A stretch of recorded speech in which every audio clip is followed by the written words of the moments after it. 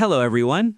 Welcome back to our channel, Learn Easy English with Mr. English Guide.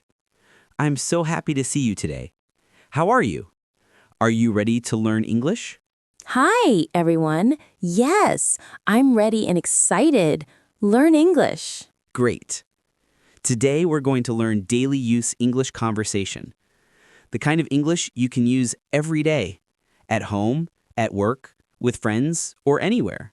That sounds useful. Yes, it's very useful. We'll listen, repeat, and practice together. So get ready to speak English with us. Let's begin. Okay, now we practice our daily morning conversation. I am so excited. Go on. Hey, good morning. Arfa, Good morning, Alex. How are you? I'm good. How about you? I'm fine too. Did you sleep well? Yes, I did. What about you? Not really. I slept late last night. Oh, why? I was watching a movie, Which movie? an action movie. It was fun. Great. Let's have breakfast. Sure. What's for breakfast? Bread and eggs. Sounds good.